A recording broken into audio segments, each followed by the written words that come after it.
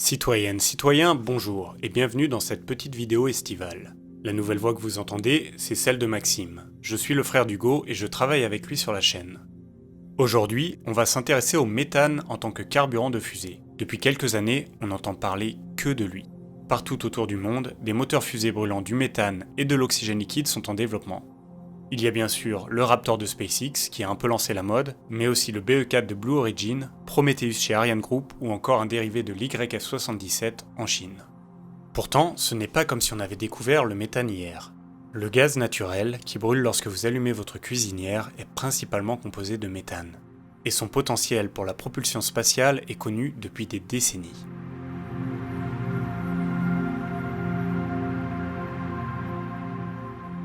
Alors pourquoi est-ce que tout à coup, il apparaît comme la nouvelle coqueluche des constructeurs de moteurs fusées ? SpaceX n'a jamais caché ses ambitions martiennes. Dans ce cadre-là, le méthane est un choix qui s'impose. Il devrait en effet être assez facile à produire sur place, ce qui allège fortement le besoin en ergol au départ de la Terre. Mais cela ne suffit pas à expliquer la ruée vers le méthane. De nombreux autres acteurs n'ont aucune intention de poser leur fusée sur Mars. Ils n'en sont pas moins intéressés par le potentiel de ce carburant. Et quand on y regarde de près, le méthane offre en effet de nombreux avantages. En termes d'efficacité pure, il se place entre le kérosène et l'hydrogène. Son impulsion spécifique est estimée à 370 secondes dans le vide. C'est mieux que les 360 secondes du kérosène, mais beaucoup moins bien que les 450 secondes d'un moteur brûlant de l'hydrogène. Là où le méthane se rattrape par rapport à l'hydrogène, c'est sur sa densité. Un mètre cube de méthane liquide affiche une masse de 424 kg. Un mètre cube d'hydrogène liquide se situe lui autour de 71 kg. Autrement dit, si vous souhaitez fabriquer un lanceur embarquant 1000 tonnes de carburant, une fusée au méthane pourra se permettre d'être beaucoup moins volumineuse qu'une fusée à l'hydrogène. Le méthane liquide se stocke aussi à des températures moins extrêmes que l'hydrogène liquide.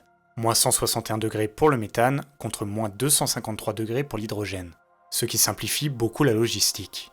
Le méthane perd par contre cet avantage face au kérosène qui lui n'a pas besoin d'être réfrigéré du tout. En réalité, le méthane affiche très peu d'avantages en termes de performance face au kérosène. Son atout maître réside dans la réutilisation. Le kérosène brûlé dans les moteurs de fusée laisse beaucoup de résidus. Cela oblige à une maintenance minutieuse et régulière, un peu comme les cheminées qu'il faut ramoner régulièrement.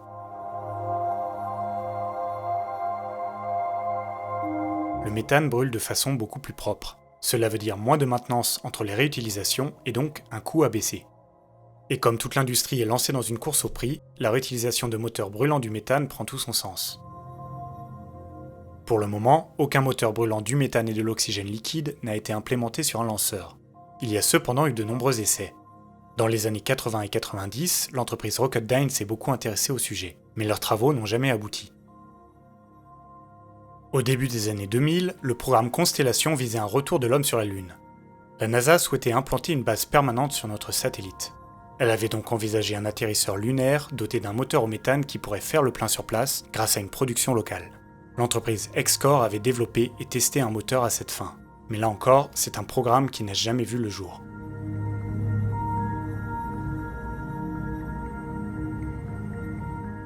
Il faut dire que la mise au point d'un moteur au méthane ne semble pas si simple. Rocketdyne et Xcore avaient reporté que l'utilisation de ce carburant a mené à des instabilités dans la combustion et dans les canaux de refroidissement. SpaceX et Blue Origin semblent néanmoins confiants dans leur capacité à opérer des fusées équipées de moteurs au méthane très rapidement. SpaceX pourrait ainsi démarrer des tests atmosphériques de sa BFR dès l'année prochaine, tandis que Blue Origin veut faire voler sa New Glenn au méthane dès 2020. Il n'y a donc plus qu'un an ou deux à attendre pour savoir si le méthane tient toutes ses promesses. Des actualités que vous pourrez bien évidemment suivre sur cette chaîne. Nous voilà en tout cas au bout de cette courte vidéo de vacances. N'hésitez pas à faire part de vos questions et de vos remarques dans les commentaires. Nous, on les lira depuis la plage. Allez, on se retrouve mardi prochain avec DNDE. D'ici là, citoyennes, citoyens, portez-vous bien.